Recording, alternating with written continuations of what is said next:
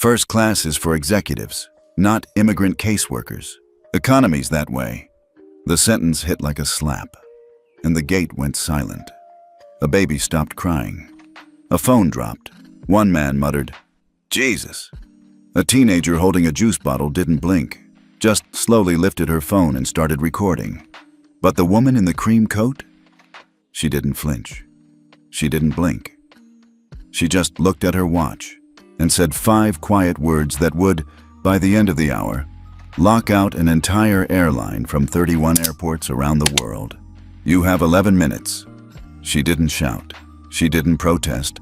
She didn't raise a single eyebrow. But something in her tone, the precision of it, made the air shift. Like the weather had just changed inside the terminal.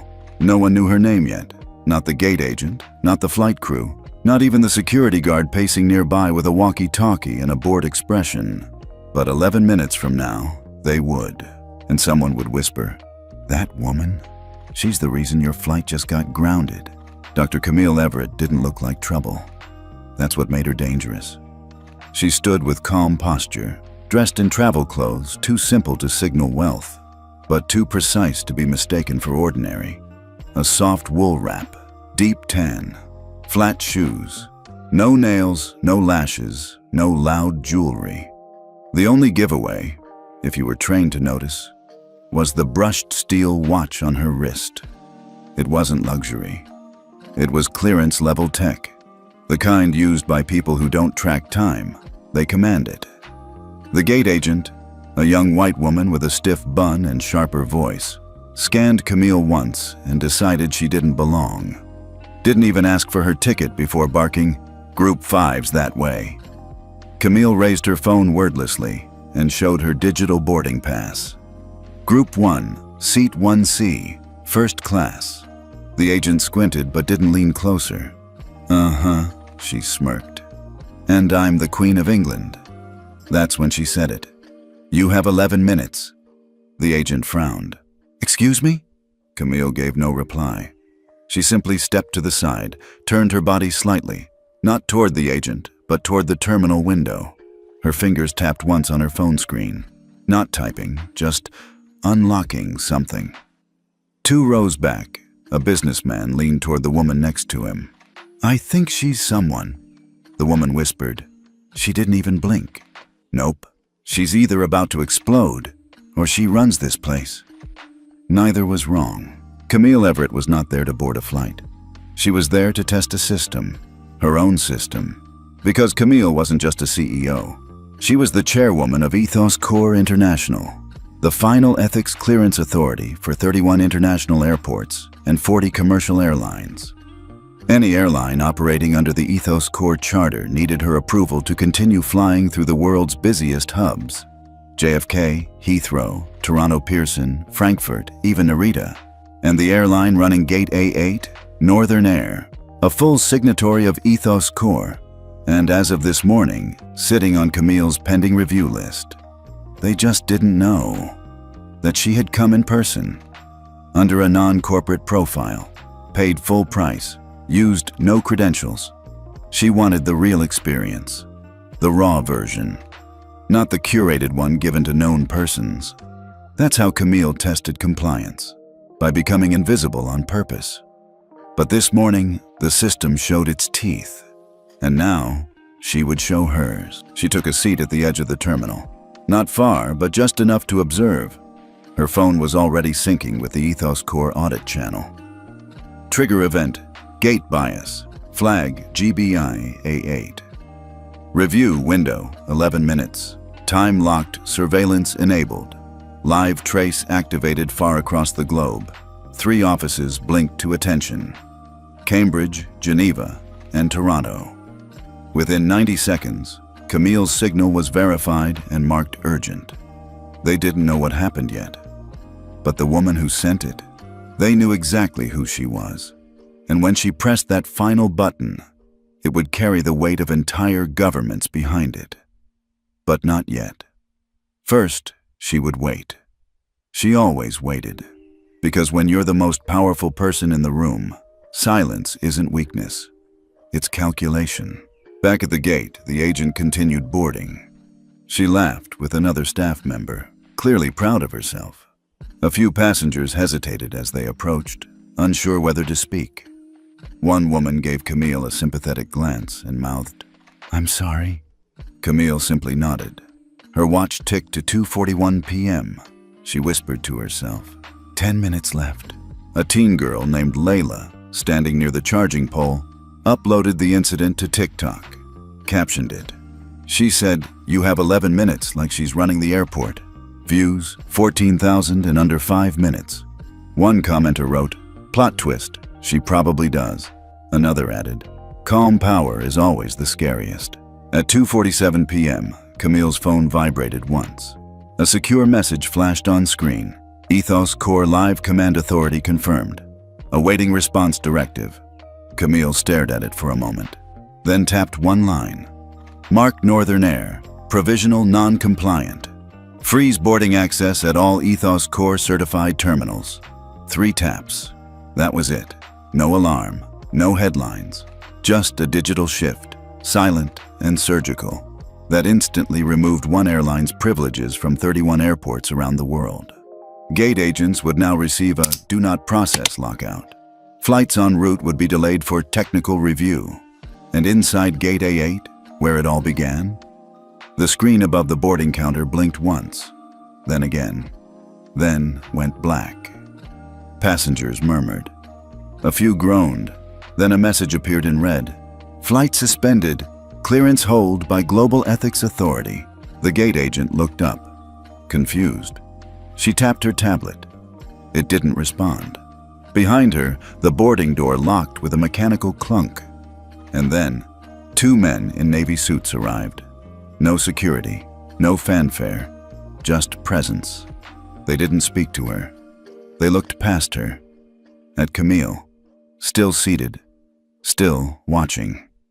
The taller of the 2 leaned over and asked softly, "Is that her?" The other nodded slowly. "That's Dr. Everett." The gate agent finally spoke. "Wait, who?" Camille stood, calm. No coat adjustment, no hair fix. She didn't need to perform. She was the standard. The taller man turned to the agent. "You may want to sit down." At 2:52 p.m., Layla's video passed 100,000 views. Someone had added subtitles. She didn't shout, she didn't flinch, she just shut down an airline. The top comment, "Now that's how you check a boarding pass." 3 weeks before Camille Everett shut down a gate with 5 words, she stood in silence at a window overlooking Geneva. The clouds outside were low, soft. Airplanes dipped through them in slow descent. Behind her, a team of executives from the Global Ethics Alliance waited quietly, trying to read her body language. But Camille was unreadable, always had been. "Dr. Everett," someone finally said, "should we go forward with the Northern Air review?" She didn't turn from the window. Instead, she asked a different question. "Has anyone from the airline responded to the 6 unresolved bias complaints at Vancouver?" There was a pause. A throat cleared. A man in a gray suit checked his tablet. "Only one, ma'am, and it was generic." Camille turned then, slowly, calm. Her eyes scanned the room. She didn't raise her voice, didn't pace, didn't use jargon. She never had to. "Bias isn't a blip," she said. "It's a pattern. And if the same airport, same gate, same profiles keep appearing, it's not noise. It's the truth trying to be heard." No one argued. No one could. Cambridge, Massachusetts, headquarters of Ethos Core International. That afternoon, Camille met privately with 2 people in her office. No cameras, no assistants. Just them in her quiet, deliberate space. The walls were bare except for one large framed photo. A group of black women pilots from the 1960s. Arms folded, eyes forward, none smiling, but all defiant. "This stays off the grid," she said. The others nodded. "We won't use your travel account. We'll scrub the metadata. Private card. No executive flags." She nodded once. "No security detail. No pre-boarding alerts. No airline data matches. I want to feel it. You know there's risk in that. There's more risk she replied, "in believing we've solved a problem just because the boardroom thinks so." Then she smiled, a soft, brief thing, the kind that said, "Don't worry, I've done this before." Camille had done it before. After every major contract, every new partnership, every signed ethics charter, she would disappear into the system she helped build. No press, no announcement, no suit, just a woman with a seat number and a boarding pass. She called them ground-level audits, but in her private files, they were labeled something else: ghost flights. Because on those flights, Camille didn't exist as a CEO. She was invisible, by design. A black woman traveling alone in silence, just like millions of others who had no safety net to fall back on. Her flight to Vancouver had been quiet. No one recognized her at baggage claim. No hotel concierge offered upgrades. And that was perfect. She moved through the city like a whisper, observed gate staff from afar, timed check-in queues, watched how passengers were treated based on how they dressed, how they looked, how they spoke. At Northern Air's check-in desk, a white man in sweatpants with a beer gut and a baseball cap had been greeted with, "Welcome back, sir. Can I take your bag?" Camille, in tailored black slacks and a silent smile, had received basic economy check-ins that way. She had calmly lifted her phone, showing her digital ticket. Seat 1C, first class, full fare. The agent didn't even read it, just said, louder this time, "We're boarding premium now. This line is for status customers." People had started turning, watching. Camille had nodded politely and stepped away. She didn't argue. She didn't file a complaint. She simply moved to the economy line, exactly as instructed. And all the while, her eyes were absorbing everything. Because this wasn't about a rude employee, it was about the system that let her get away with it. The second gate agent, a young Asian man named Marcus, had noticed the mismatch immediately. He scanned Camille's ticket, blinked, and said softly, "This is a first-class fare." "I thought so too," Camille said. He looked embarrassed. "Sorry, ma'am. Please return to the main gate. I'll notate this." Camille smiled again, warm but measured. "Thank you, Marcus." She didn't mean to remember his name, but she always did. The ones who showed quiet decency, they mattered too. Back in her hotel room that night, she reviewed her notes. 5 microaggressions, 2 overt ones, 1 passive correction, not statistically significant on their own. But together, a pattern forming. And that's what Camille had built her entire career on, recognizing patterns where others saw coincidence. Her background didn't scream power. Born in Charlotte, raised in Atlanta, youngest of 4. Her father was a city bus mechanic. Her mother worked in a public clinic. Neither had been on a plane until Camille got her first consulting job and flew them both to Chicago just to sit in a first-class lounge and sip orange juice. "You belong here," she'd whispered to her mom that day, "whether they see it or not." That was 26 years ago. Since then, Camille had earned dual doctorates in behavioral systems and aviation ethics, written 3 internal federal standards still used by the FAA, founded Ethos Core International, now partnered with over 40 airlines, quietly acquired voting control over 2 global flight data firms, and built the only system in the world capable of freezing an airline's gate access within 90 seconds based on documented misconduct. And yet, to the woman at Gate A8, she was just another black woman who didn't look the part. Camille never forgot the early years, standing in airports and flats, being mistaken for flight crew, handing her ticket to agents who double-checked it, just in case, watching white colleagues board ahead of her, even when her seat was closer to the cockpit. She didn't scream, she didn't protest, she built a system, and now that system had been activated. The night before the flight, Camille received a ping on her secure line. Northern Air had failed to resolve its gate conduct compliance flag. 3 strikes in 14 months. The protocol was simple. If another violation occurred, immediate review would be authorized. So Camille packed her bag, booked seat 1C using her middle initial and personal card, turned off all executive tags, and walked herself into the lion's den. Now, standing by the window after being dismissed at the gate, She watched the clock. 2:48 p.m. 7 minutes left. The gate agent was laughing again. High-pitched, artificial. She scanned another family into first class. A man near Camille leaned toward his wife. She hasn't moved. You think she's really going to do something? The wife checked her phone. People are posting it already. What? The lady at the gate. She's trending. The man frowned. Why? She didn't even say anything. The wife looked at Camille again. Studied her. She didn't have to. At 2:52 p.m., the terminal clock ticked forward with a soft mechanical click. To most people, it was just another minute passing, but for Camille Everett, it was the minute. 11 minutes had passed since she was humiliated. 11 minutes since she was told, "Economy's that way," as if her presence in the first-class line was some kind of mistake. Now it was time to respond. Not with noise, not with anger, but with authority. Camille sat still in the seat by the window, her posture upright, calm, like a woman waiting for tea, not watching the collapse of an entire airline unfold behind her. Her fingers moved lightly over her phone screen. No one noticed.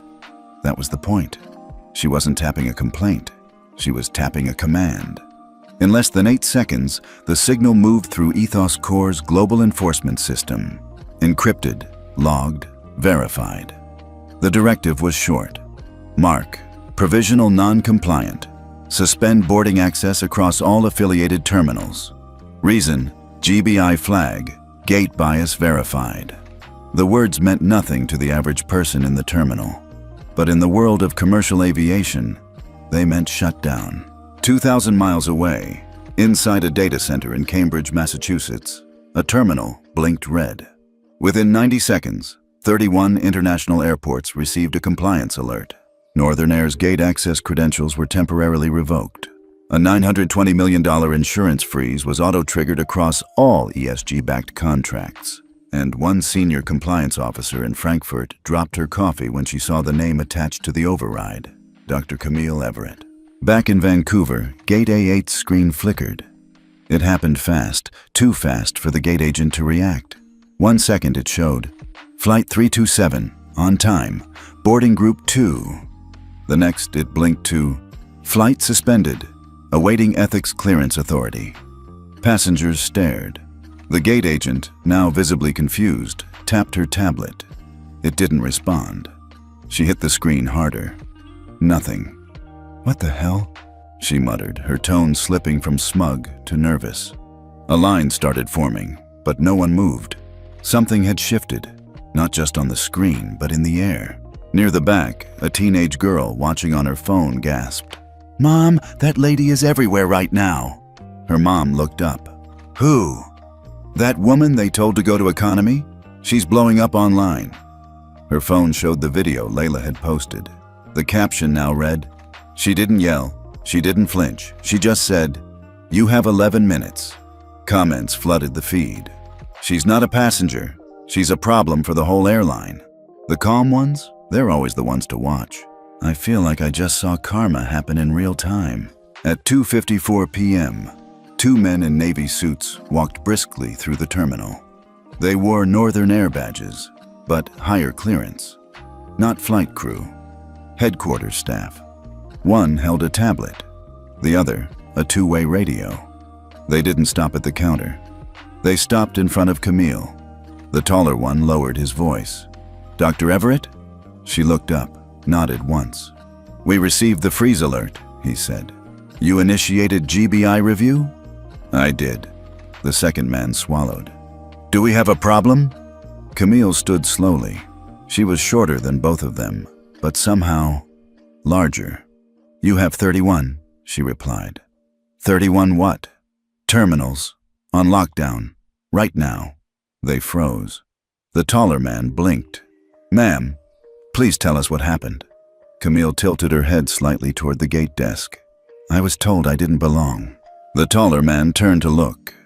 That's when the gate agent noticed them, and the way their posture had changed. She stepped forward, trying to smile. Sir? There was a boarding issue, a misunderstanding. The second man raised a hand.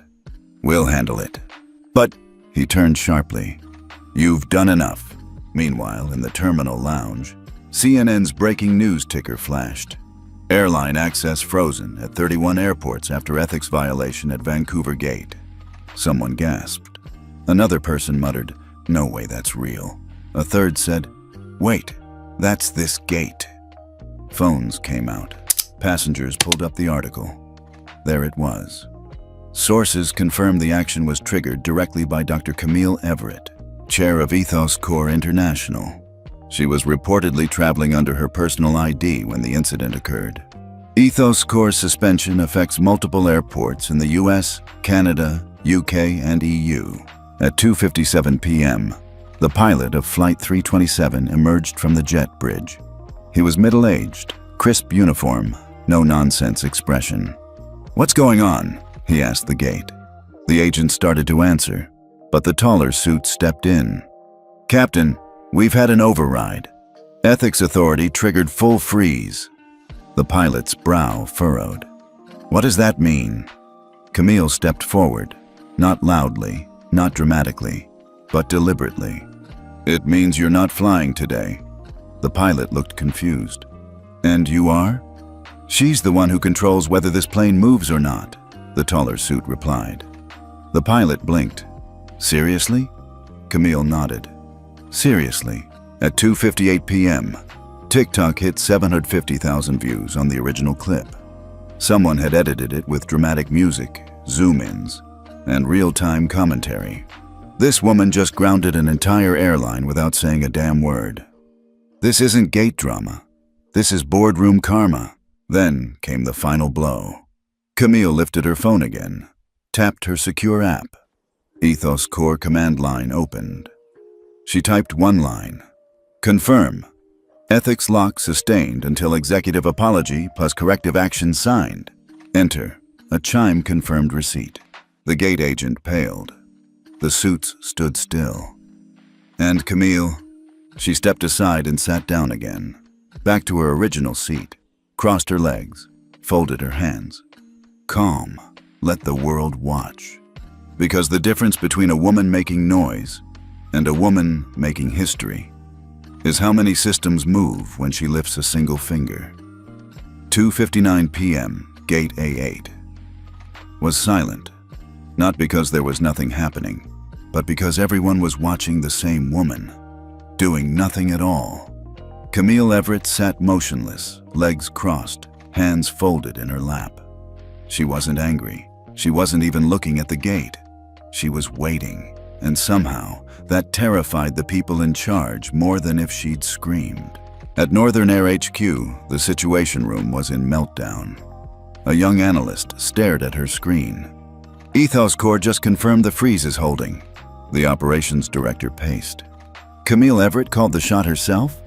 "Personally logged. Full authority," the analyst confirmed. "And she locked the override key." Silence. Then, someone called legal. Back in the terminal, the shift in energy was unmistakable. A passenger in business attire whispered, "I think we're watching something historic." His companion nodded. She didn't raise her voice, didn't demand anything, and now the airline can't move. Just feet away, the same gate agent who dismissed Camille earlier was now visibly sweating. She fumbled with her iPad again. Still frozen. No boarding, no updates, no crew coordination, nothing. Then came the final straw. CNN Live aired an emergency segment. Breaking, Global Aviation Ethics Authority, Camille Everett grounds Flight 327 after alleged gate discrimination. Sources say the decision activated a provisional non-compliance order affecting 31 airports and multiple federal ESG-linked contracts. The incident was captured on video earlier this afternoon. We warn viewers, the footage may cause discomfort. The footage played. The moment Camille was told, "You're in the wrong line." The way she simply blinked. The way she whispered, "You have 11 minutes." And the cut to black. The internet had already run with it. TikTok views hit 1.4 million, #you have 11. Minutes trended worldwide, so did #silent power, Gate A8. Camille Everett. People started digging. Who was this woman?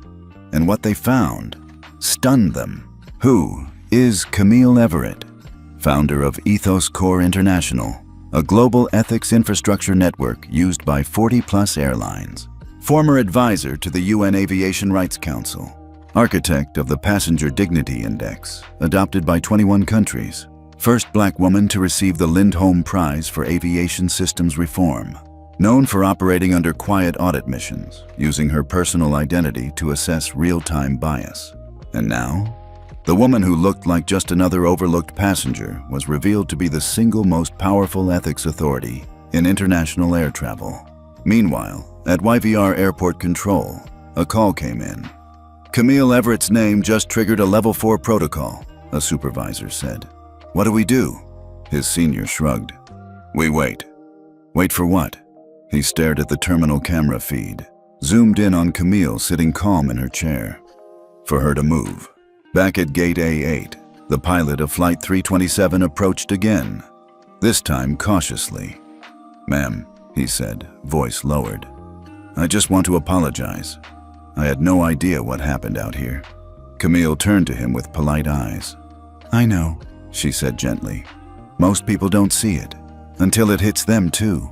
He nodded slowly. If there's anything I can do. There is, she said, and stood. The terminal went silent again. She walked toward the gate desk, slowly but deliberately.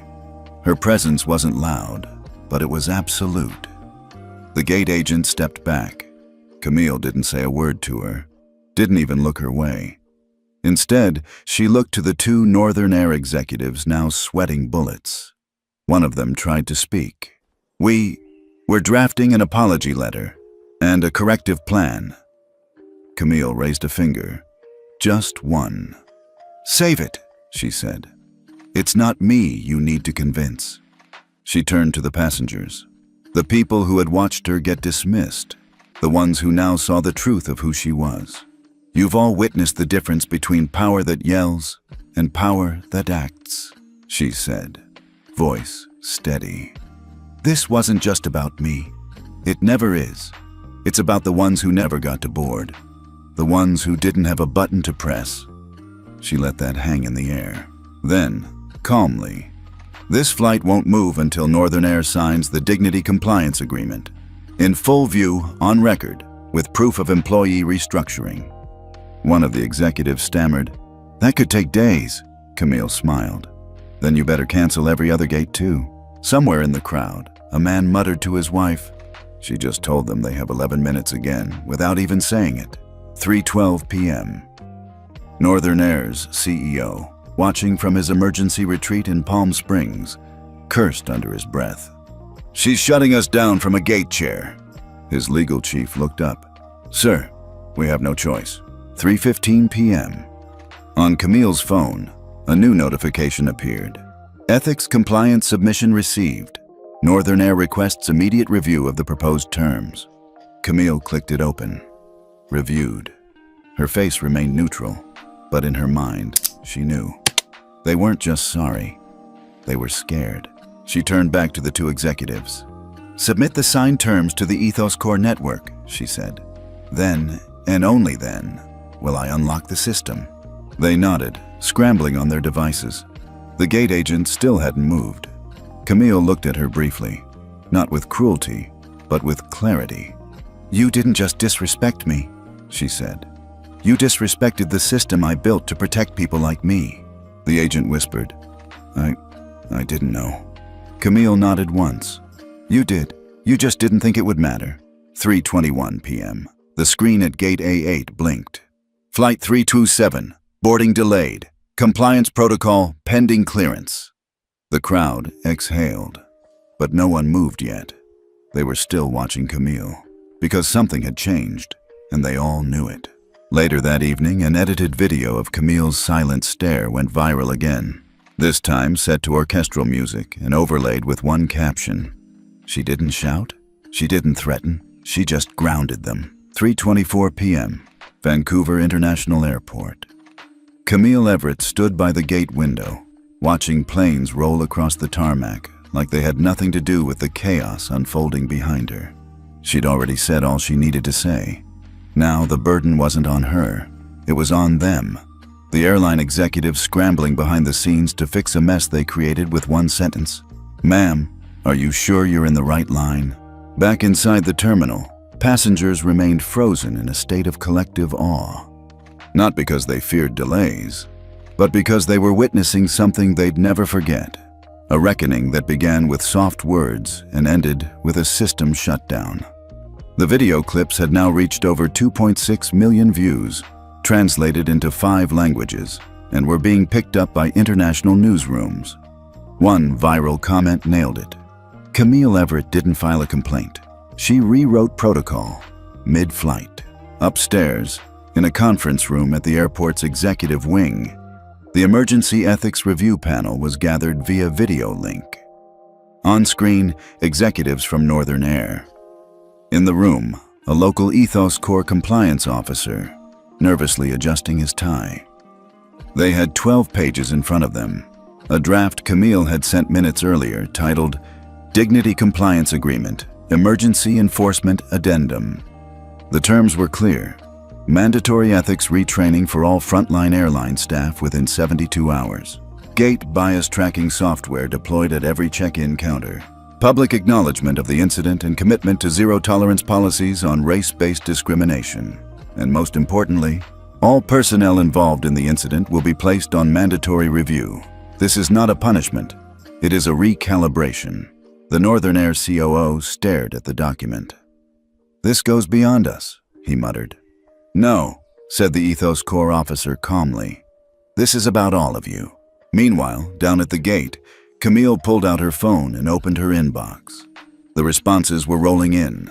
JFK, Heathrow, Charles de Gaulle, Dubai, all acknowledging the Ethos Corps suspension alerts. Her legal counsel had flagged 2 hedge funds that were already reviewing ESG contract clauses, and a message from the U.S. Department of Transportation. "We support the activation of provisional ethics enforcement. Please notify us when Northern Air signs." Camille didn't smile, but a quiet sense of justice filled her chest. This wasn't just about her anymore. It never had been. Back on the gate floor, a whisper went around. "They're signing it." Passengers turned. One teenage boy pulled up his phone and confirmed. Northern Air's public website had just updated with a new press release. "We acknowledge a failure in upholding the standards of equity and dignity. We thank Dr. Camille Everett for holding us accountable and commit to immediate reform." Below it, a downloadable copy of the signed Dignity Compliance Agreement. It was official. Camille received the alert seconds later. She reviewed the PDF. Every signature matched. She tapped into the Ethos Core system and selected one option. Lift, partial ethics freeze, gate A8 only. A soft vibration confirmed it. The gate's display changed again. From boarding delayed, compliance protocol pending, to flight 327, resuming boarding process. A quiet cheer spread through the passengers, not because they could finally board, but because they had just witnessed something rare in this world. Someone with power, using it the right way. The 2 executives, still pale, still sweating, walked back toward Camille. One of them opened his mouth. Camille raised a hand gently. "You don't need to explain anything. We just want to apologize again." "You're not apologizing to me," she said firmly. "You're restoring dignity to everyone who ever got passed over without a camera watching." The younger exec lowered his eyes. "I hope you know. We never meant." "That's the problem," Camille said. "You never mean it, but it still happens." Then she nodded once and walked past them. She boarded last, by choice. Let everyone else go first. Not because she was less important, but because real power never has to rush. As she stepped onto the aircraft, the flight attendant stood to the side, eyes wide. No words, just silence. The kind that comes when your uniform doesn't protect you anymore. Camille sat down in the very first seat of first class. 1A, where she belonged. The seat that was originally denied to her. She pulled out her tablet and began to write. Not a press statement, not a tweet, but a memo titled, "The Gate That Broke the Pattern." Inside, she began drafting a new policy initiative. one that would require all major airlines to install real-time dignity tracking, tied directly to FAA certification reviews. This wasn't the end. This was a new standard. 30 minutes later, Flight 327 lifted off the runway. As it rose into the clouds, passengers quietly scrolled their feeds, reading articles about what had just happened. Camille looked out the window. Above the clouds now, above the noise. And somewhere, deep down, she knew this would change everything. Not because people were scared of being caught, but because they had finally been forced to care. 6:07 a.m., Rosegate Presidential Hotel, Vancouver. Camille Everett sat at the desk by the wide window, steam rising from her untouched coffee, eyes focused on the screen. 27 emails, all from executives, board chairs, or ethics officers at the world's largest airlines. Each one different in tone, but all asking the same silent question. Are we next? She opened the first one, from Sky North Airlines, headquartered in Toronto. We condemn the actions of Northern Air. We are proud of our commitment to equitable passenger treatment. That said, we'd welcome the opportunity to review our internal bias tracking with your guidance. Camille didn't smile. She typed 7 words. What are you really trying to avoid? And hit send. Next, Empire Aero, based out of Atlanta. We are exploring voluntary participation in the Dignity Compliance Audit. We'd love to understand how the real-time gate-level tracking protocol works. Camille attached a PDF. No greeting, no note. Bias Watch V2.3 Pilot Program Report. PDF subheading. Discriminatory incidents peak between 6:45 to 8:15 a.m. at priority boarding gates across all carriers. 5th email.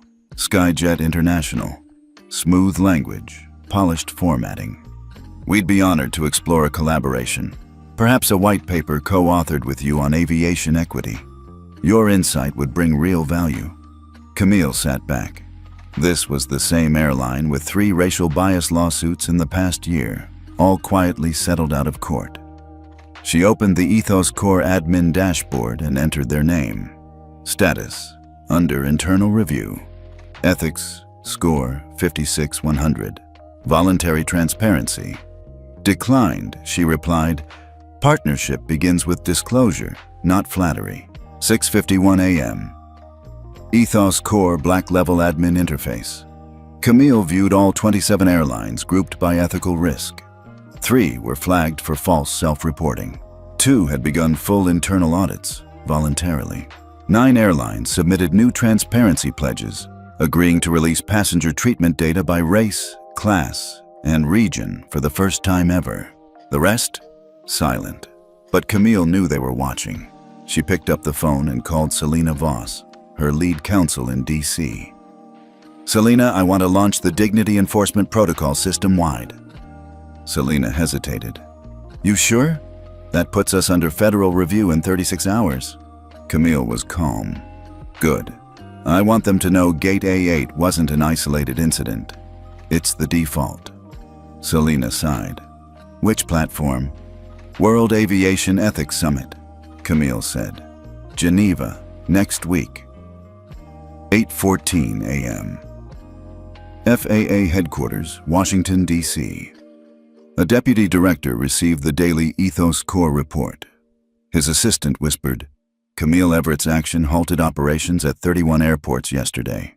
ESG capital is now frozen across 5 investment networks. Northern Air signed her compliance charter, publicly. And how's the industry responding? 27 emails sent to her this morning. No press releases, just quiet panic. The director nodded. She didn't need a microphone to shake this industry. She used silence and systems. 9:22 a.m. Back at the hotel, Camille composed a new memo. Title, The Silent Restructure. It began, 27 emails in 6 hours, not because they had a moral awakening, because they realized they no longer control the woman at Gate A8. She outlined 5 new policy demands. Real-time ethics scoring at first class and priority boarding zones. Public race class-based treatment reports from all certified airlines. Ethics tap-in tools for silent, validated passenger reporting. Anonymous but verified whistleblower protection integrated with FAA compliance. No international flight clearance for airlines with an ethics score below 60 during peak hours. 11:33 a.m. CNBC morning segment. An anchor said, "No press conference, no lawsuit. Just one woman with one seat and one system." And the entire aviation industry blinked. 12:07 p.m. Sky Nova Airlines boardroom, Texas. An internal strategist stood up. "If we don't start an audit within 48 hours, Ethos Corps will." Their CEO gritted his teeth. "Then start it, tonight. I won't be the next story." 2:26 p.m. Camille's inbox, email number 28. From European Aviation Alliance, EAA. "We are drafting a continent-wide charter of passenger dignity. We would be honored if you would join as its founding architect and honorary delegate in Brussels." Camille read it twice. She exhaled, then typed, "Only if we begin with the silent gates first." 1 week later, Geneva, Switzerland, 8:47 a.m. Palais des Nations. The air outside the United Nations building was crisp, the sky bluer than usual. Inside, however, the atmosphere was tense. Everyone knew why they were here, and who they were really here for. Dr. Camille Everett, the woman who had quietly dismantled an airline's operations with nothing but a revoked boarding pass and a pen. But today, she wasn't just there to make a point. She was here to set the new rules. The World Aviation Ethics Summit wasn't supposed to be historic. It had always been a polite gathering of executives, regulators, and ethicists trading buzzwords and handshakes. But this year, the moment Camille Everett stepped onto the stage, the tone changed. Her presence was commanding, not because she raised her voice. She never did. But because everyone knew she had already done what most of them were still pretending to consider. She began, "I didn't ask for this stage, but the gate they denied me became one." Silence. Then she unveiled it, a sleek, black-bound document titled, "The Passenger Dignity Charter, 9:12 a.m. Inside the chamber, Camille walked them through the charter, clause by clause, with the same surgical precision she once used in corporate boardrooms. Clause 1. Real-time dignity tracking at every premium gate. No exceptions, no excuses. Clause 2. Every airline operating in international airspace must report quarterly demographic treatment data, publicly. If you treat passengers differently based on appearance, the numbers will show it. Clause 3. The Ethos Corps early warning system will be adopted by all FAA-compliant airports, including international partners. If a gate fails ethics twice in 60 days, that airline loses priority lane privileges across the network. Clause 4. Passengers have the right to flag unethical behavior through silent, protected channels, in real time. Clause 5. Any airline with an ethics score under 62 will be barred from all code-share agreements involving US, EU, and African airspace. The room stayed frozen. Not one executive moved. Not one regulator interrupted. They were watching the future being signed into existence. 9:34 a.m. Global live stream begins. CNN, BBC, Al Jazeera, Bloomberg, Telltales. All of them aired it live. What began as a personal act of resistance had now become an international protocol. Broadcast in real time to over 74 countries, with translation in 18 languages. At the bottom of the screen, a live counter showed airlines confirmed to sign 11:42 down behind Camille. A screen displayed, "Will your airline sign or be left behind?" In the front row, an executive from Sky Nova shifted in his seat, sweating. His airline had been the subject of 2 recent exposés for discriminatory gate practices. He'd spent weeks denying any wrongdoing. Now he knew. If he didn't sign, they'd be the story tomorrow. Again. He turned to his aide. "Tell legal to draft a preliminary compliance plan. Now." Back on stage, Camille didn't need to say more. She closed the folder gently and stepped back from the mic. "You don't have to agree with me, but the world already has." The applause started small. A woman from the EU Transport Commission, then the Minister of Aviation from Ghana, then a regulator from Sao Paulo. Then it swept through the room like a storm, not clapping out of politeness, but because they knew the tide had turned. 11:03 a.m. Geneva press room, reporters crowded into the briefing area. The moderator's voice came on. "The passenger dignity charter has now been signed by 26 airlines, representing over 54% of international flight volume. That included 3 legacy U.S. carriers, 2 Gulf state airlines, and 4 major European operators." Reporters erupted with questions. "Dr. Everett, what do you say to the airlines who haven't signed yet? Is there a deadline for compliance? How does this affect existing FAA certifications?" Camille leaned forward. "There is no deadline, but there is a clock. Every time a passenger gets humiliated, the pressure builds. And one day, your passengers won't just film it, they'll ground you." 12:30 p.m.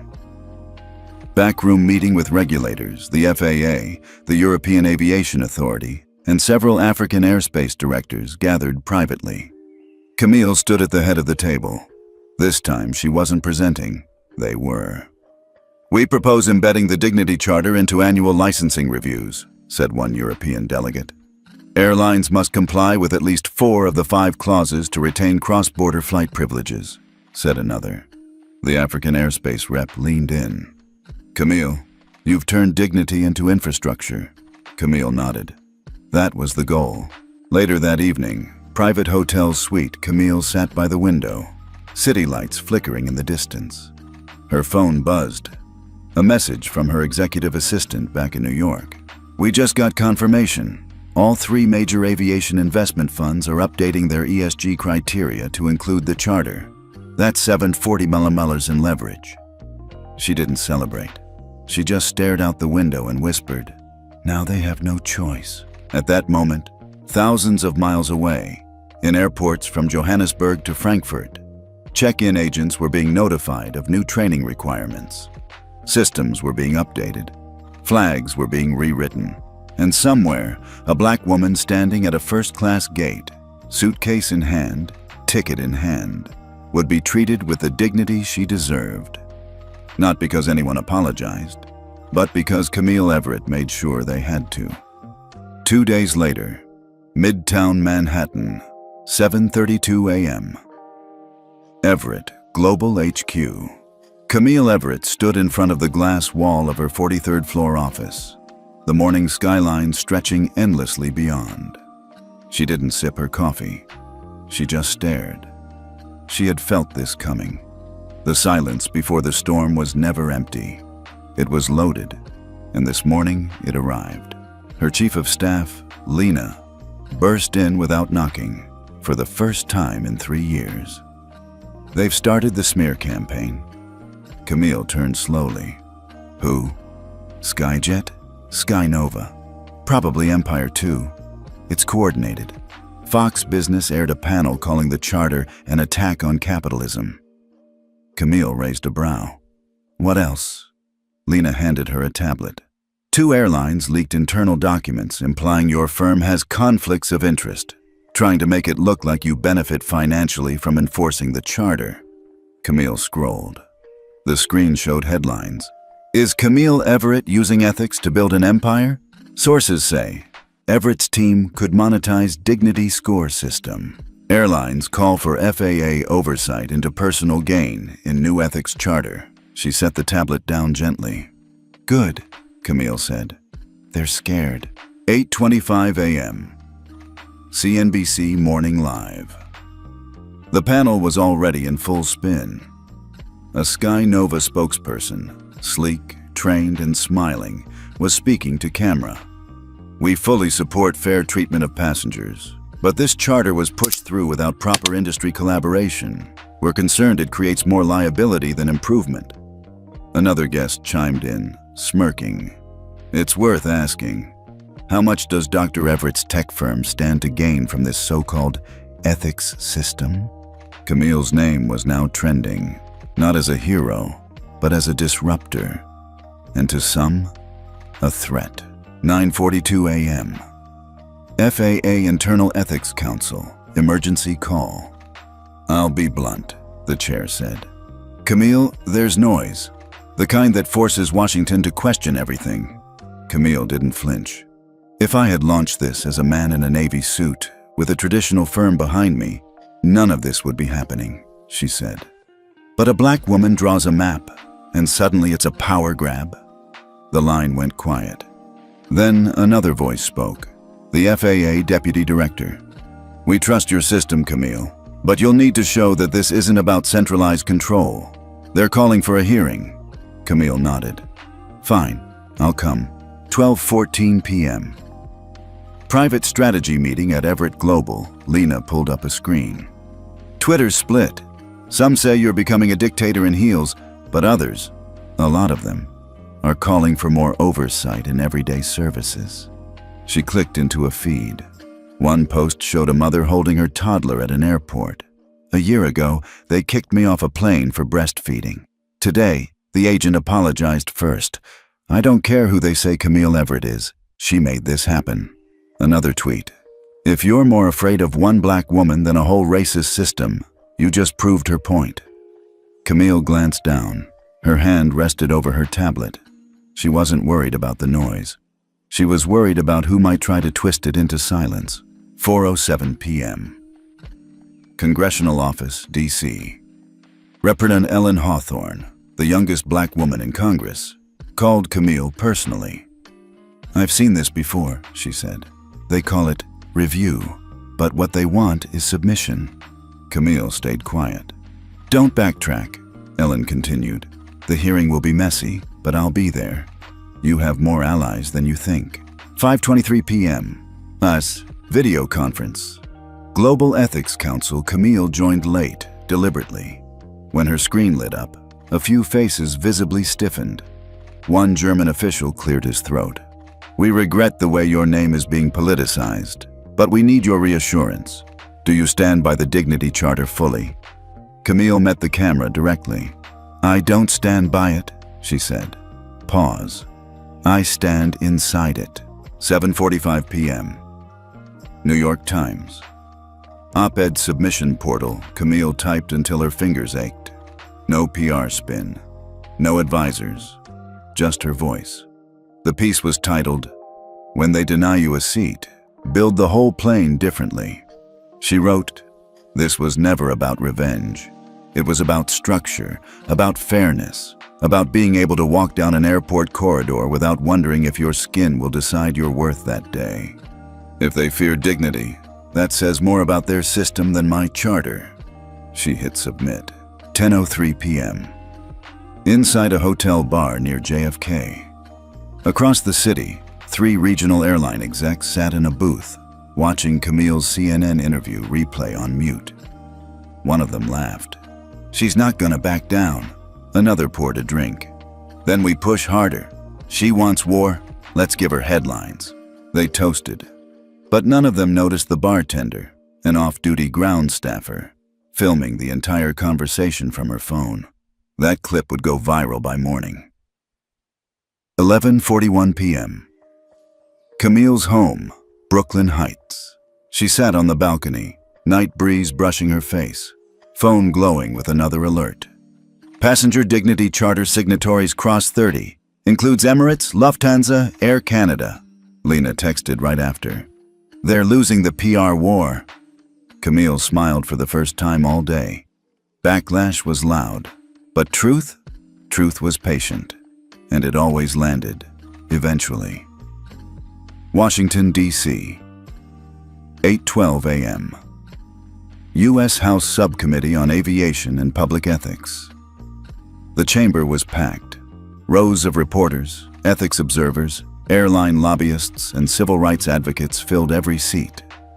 The moment Camille Everett stepped through the tall oak doors, a wall of camera flashes greeted her. She didn't blink.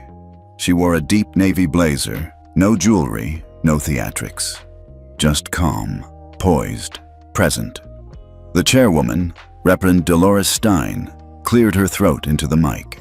We're here today to evaluate the scope, structure, and consequences of the Passenger Dignity Charter as introduced and enforced unofficially by Dr. Camille Everett.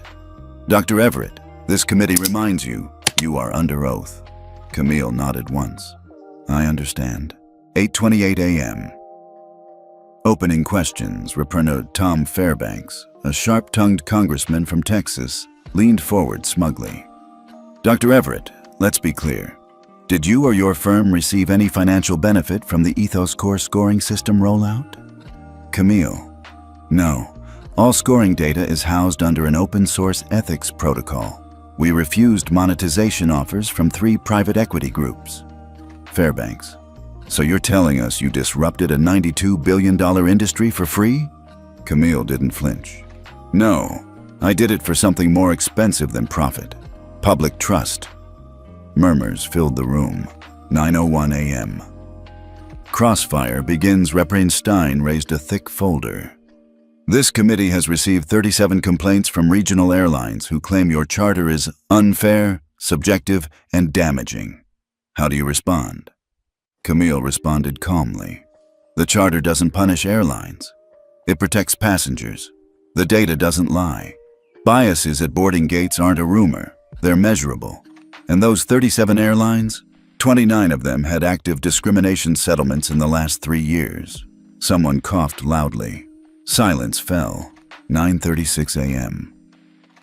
The gotcha moment. Representative Arthur Malloy, a corporate-funded voice from Illinois, threw a curveball. I submit into record a statement from SkyNova's former ethics officer. He claims your system flagged their airline unfairly, using isolated incidents to tank reputations. Camille asked to respond. She tapped on her iPad. Mr. Chair, I'd like to show Exhibit C, a map of gate-level discrimination scores across SkyNova's national terminals. The screen lit up behind her. Green dots, yellow dots. Then a horrifying cluster of red, labeled Priority Gates A3, A8, JFK Terminal 4. Camille turned to the panel. That's not a smear. That's their own data, filtered by race, class, and time of day. Gasps. Representative Hawthorne, her silent ally, gave a faint nod from across the dais. 10:30 a.m. Flip in the room.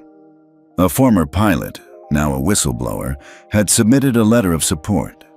It was read aloud. I was instructed to ignore 2 passenger complaints involving racist remarks by ground staff. I left the airline industry after 22 years. Dr. Everett's charter would have stopped this at the gate. Now the tone shifted. What had started as a hearing of doubt was becoming a hearing of reckoning. 10:47 a.m. Final defense. Camille leaned into the mic. Her voice dropped, calm, steady. We've spent decades creating first-class lounges, platinum boarding, priority everything, but we never made dignity standard. I wasn't trying to become powerful, but if being dignified makes people afraid, that tells us who's really been in charge all along. This isn't about me. It's about the 7-year-old girl whose father had to explain why she was sent to the back of the plane. About the elderly man called a security risk because he didn't speak English. About every passenger who asked for respect and got escorted off instead. No rebuttal came, just the sound of one pen, scribbling furiously, then another, then silence. 11:22 a.m. Committee recess reporters swarmed the hallway. Dr. Everett, do you feel vindicated? Was the hearing fair? Do you think the charter will be adopted nationally? Camille stopped just once. I think it already has, she said. They just haven't admitted it yet. Same time, FAA HQ across town. The director of compliance held the remote. His deputy turned to him. Sir, the pressure's building. Public support is leaning in her favor. Airlines are backpedaling. He didn't speak. He just stared at the screen showing Camille's closing words. Then he reached for the phone. Prepare the draft. We move to formalize the charter into compliance law. Later that night, Telltale's news special. The banner ran across the bottom. One woman, one gate, now a national movement. Clips played of the hearing.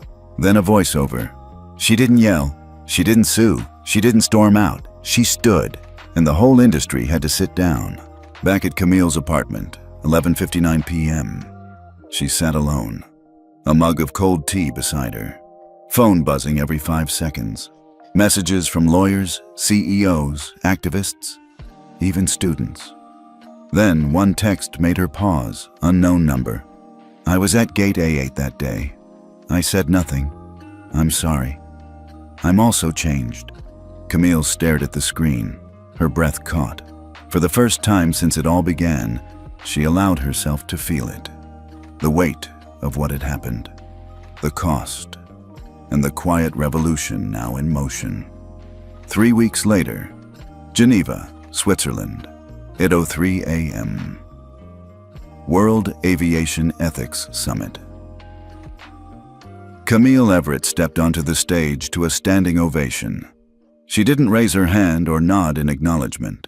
She simply walked to the podium, opened a leather folder, and began to speak. Calm, deliberate, and unapologetically precise. I came here not as an adversary to the airline industry, but as its mirror, and what I saw was a reflection of selective dignity. Silence. What happened at Gate A8 wasn't a scandal. It was standard practice. That's why it rattled so many, because this time, someone watched. The room of CEOs, ministers, ethics leaders, and aviation regulators leaned in. They knew what was coming, and she was about to rewrite everything. 9:01 a.m. Behind the scenes. The draft document sat on every delegate's desk. The Everett Protocol, a global charter of passenger dignity at the bottom of the first page, in bold. Any airline refusing to adopt the Everett Protocol will forfeit access to member-aligned airports, ESG-linked capital funding, and aviation insurance partnerships under the Ethics Core Compliance Network. 78 airports had already signed on. 5 major ESG funds were preparing to freeze capital for non-compliant carriers, and 3 aviation insurers had issued public statements of conditional coverage. The message was clear.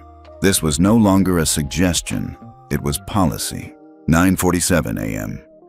White U.S. FAA emergency briefing back in D.C. A team of federal aviation regulators gathered around a large screen as Camille's summit speech streamed live.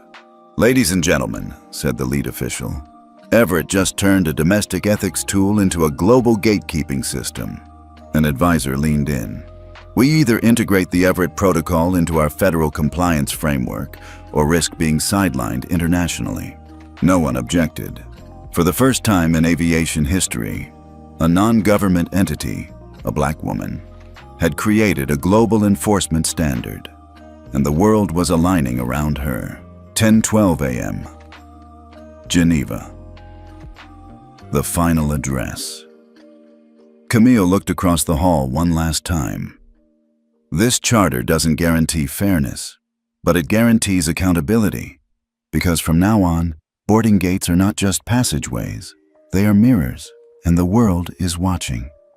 She closed the folder. Dignity is no longer negotiable. Thunderous applause. But she wasn't smiling. She wasn't gloating. This wasn't triumph. It was structure. 12:35 p.m. Email from Emirates Airlines. We are pleased to be the first Middle Eastern carrier to adopt the Everett Protocol. Effective immediately, we will install real-time gate-level behavior tracking across all international hubs. 1:04 p.m. Message from Johannesburg International Airport. We have suspended all contracts with non-signatory airlines until further notice. Our passengers, especially the elderly and disabled, will now board under the Dignity Priority Code. 3:21 p.m. A global markets reaction.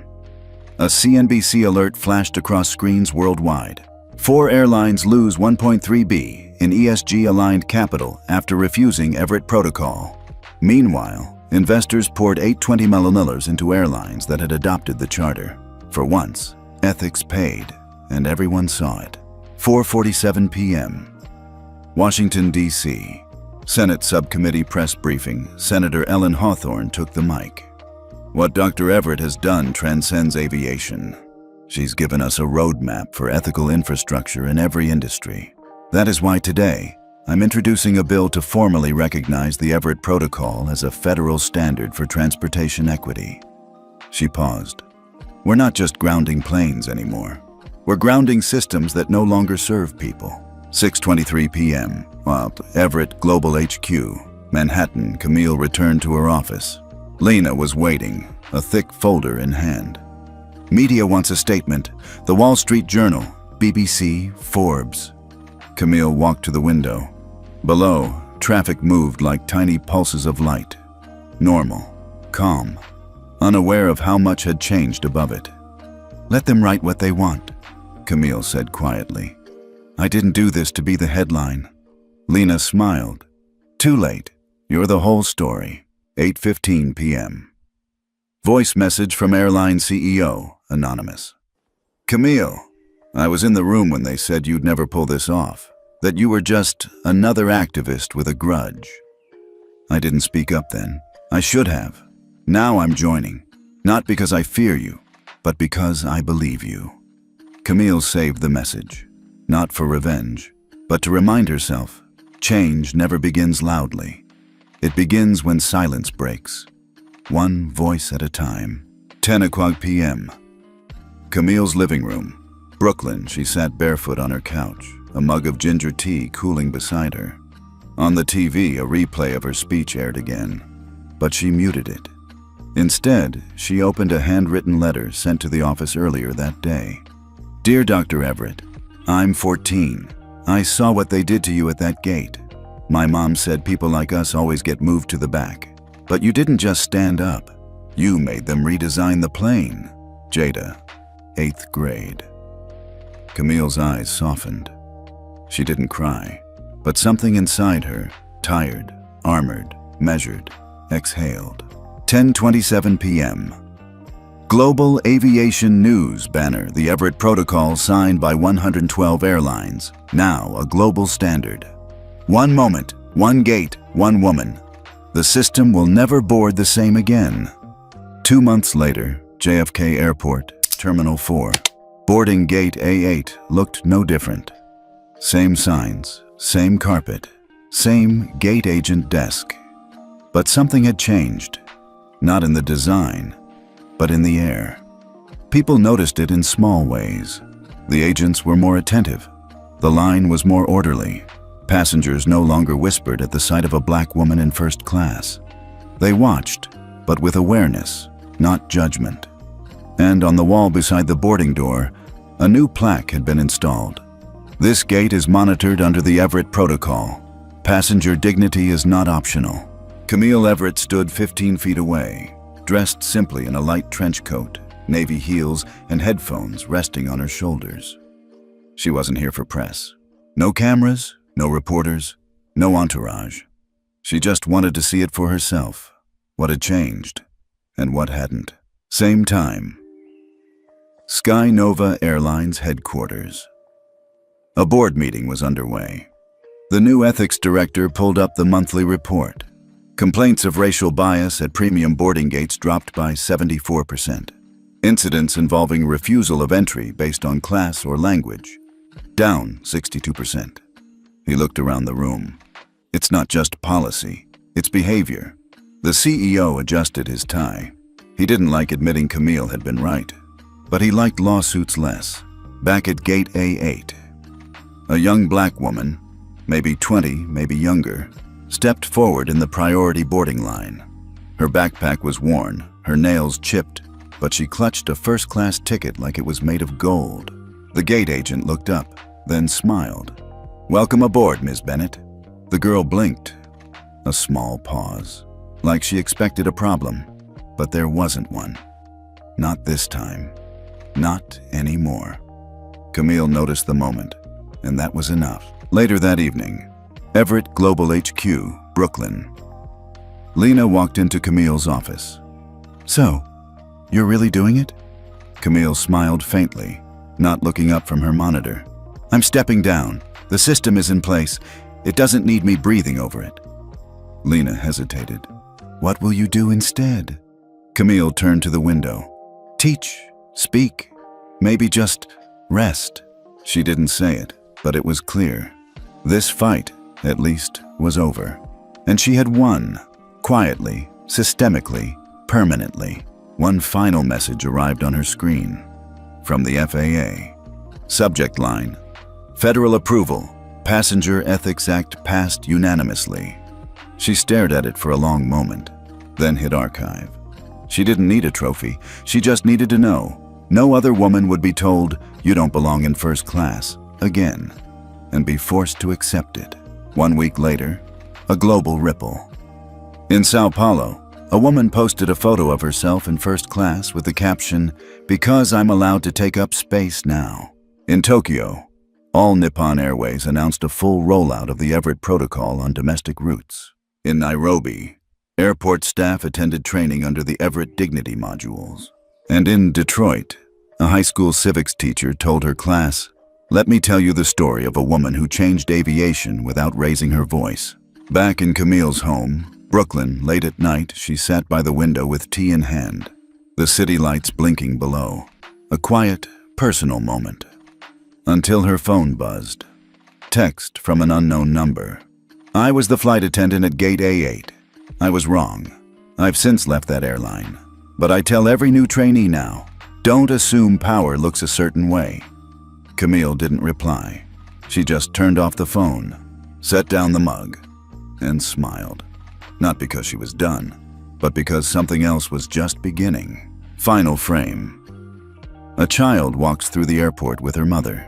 She stops at gate A8, looks at the plaque. "Mama, who's Camille Everett?"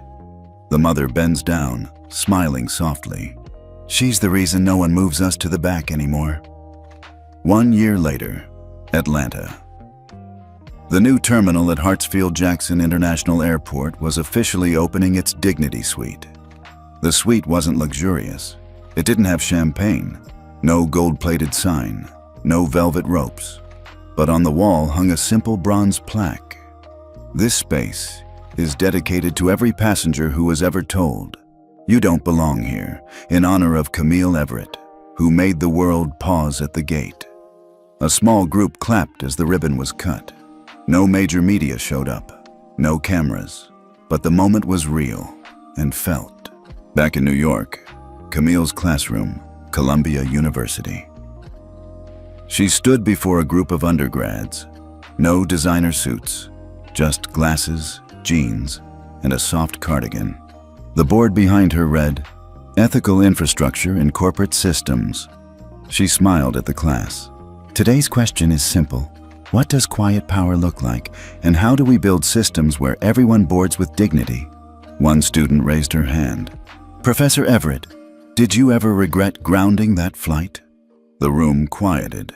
Camille paused, then answered, "No, because grounding that flight wasn't the end of something. It was the beginning of everything." Same day, Lagos, Nigeria.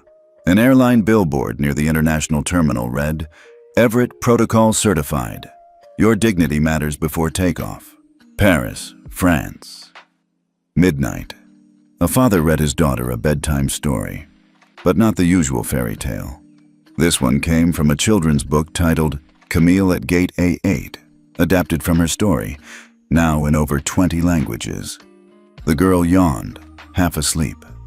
So she didn't yell? "No," the father replied softly. She didn't need to. Her silence spoke louder. Camille's apartment, Brooklyn, 2:03 a.m. She couldn't sleep. Not because of stress, but because of peace. She sipped warm tea by the window, watching fog roll over the city skyline. Her phone lit up. A message from Geneva. The UN Transportation Council has officially adopted the Everett Standard as the foundation of international ethics certification. No fireworks. No parade, just another quiet ripple in a sea of change. She stared at the message for a long moment, then whispered to herself, "Let them board better now." Final scene, Washington, D.C. Inside the Smithsonian's newest exhibit on modern civil change, a touchscreen display allowed visitors to scroll through names of pivotal figures. One section was titled, Movements that began with one moment. It showed Rosa Parks, then Malala, then a woman in a blue blazer standing calmly at an airport gate. Underneath her photo, Camille Everett, architect of the Sky Ethics era, closing voiceover as if narrated for a documentary. She didn't raise her voice, she raised a mirror, and when the world saw its reflection, it chose to change. One woman, one gate, one call, and now millions bored with their heads high because one day Camille was told to move and chose not to. Have you ever been told you don't belong somewhere? Maybe it was a gate, maybe it was a room, a table, a title, but deep down you knew you earned that seat, and someone still tried to take it away. Camille didn't shout. She didn't argue. She let the world see exactly who she was and made them change the system around her. Now it's your turn. If you've ever been pushed back, talked down to, or told you don't belong here, tell us where you're watching from and what moment in your life made you stand your ground. We read every story. And remember, someone else out there needs to hear it too.